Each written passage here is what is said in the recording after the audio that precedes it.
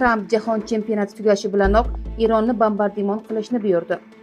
Moskvaga mislsiz hujum. 400 dan ortiq dron Rossiyaning strategik obyektlarini nishonga oldi. Tramp jahon chempionati tugashi bilanoq Eronni bombardimon qilishni buyurdi. AQSh prezidenti Donald Tramp 2026-yilgi futbol bo'yicha jahon chempionati finali bo'lib o'tgan stadionni tark etganidan bir necha soniya o'tib, Eronni bombardimon qilishni buyurdi.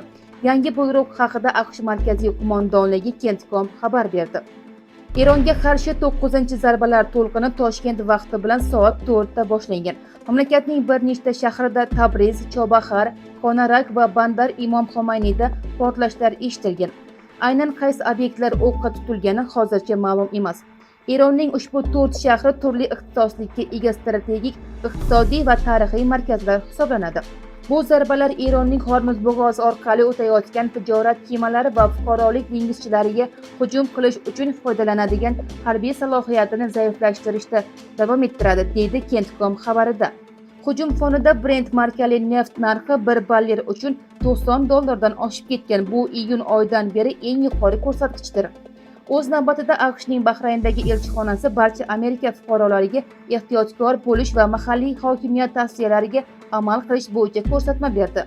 Centcom shuningdek Iordaniyadagi hujum oqibatida shu vaqtgacha bedarak yo'qolgan deb hisoblangan 3-amerikalik harbiy xizmatchining jasadi topilganini ma'lum qildi. Uning shaxsi hali aniqlanmagan.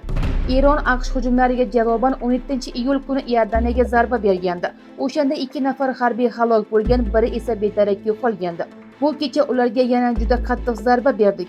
Biz buni 3 nafar buyuk vatanparvar sharafiga qildik, dedi Tramp jahon chempionati finalidan so'ng Vashingtonga qaytar ekan. Urush boshlanganidan buyon halok bo'lgan amerikalik harbiylar soni 16 nafarga yetdi. 420 dan ortig'i esa jarohatlangan. Eron raketalari nishonlarga zarba berishda AQShning havo hujumidan mudofaa tizimlarini chetlab o'tmoqda.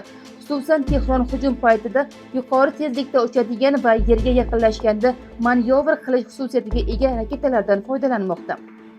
Eron armiyasi 19-iyul kuni ertalab Kuvaytdagi Amerika harbiy aktivlari va texnikalariga dronlar bilan zarba berdi. Hujum oqibatida Al-Aderi lageri va Ali As-Salim aviabazasi nishonga olindi.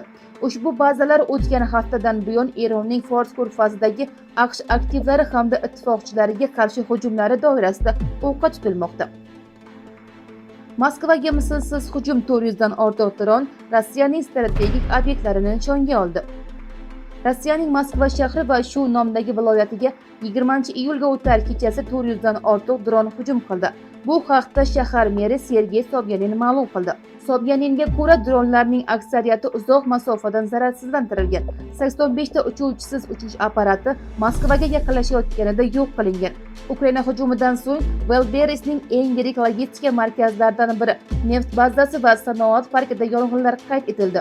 Dastlabki ma'lumotlarga ko'ra, Lvov mikrorayonidagi neft bazasi zarar ko'rgan. Podolsk shahridagi Velberis logistika markaziga dronlar hujum qilgan. U yerda xodimlarni evakuatsiya qilish boshlangan. Bir vaqtning o'zida Velberisning ikkita bazasiga hujum qilingan bo'lishi mumkin.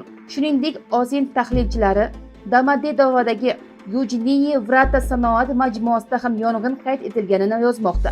Mazkur majmua umumiy maydoni 650 ming kvadrat metrdan ortiq bo'lgan ulkan ombor 144 gektar maydonda joylashgan.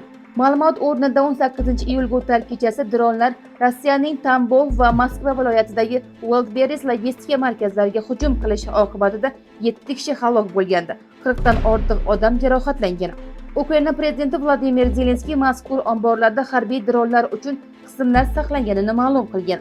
Mazkur hujumlardan so'ng Rossiya armiyasi 19-iyulga o'tar kechasi Kiyevga raketalar uchirgan. Oqibatda 1 kishi halok bo'lgan, 13 kishi jarohatlangan.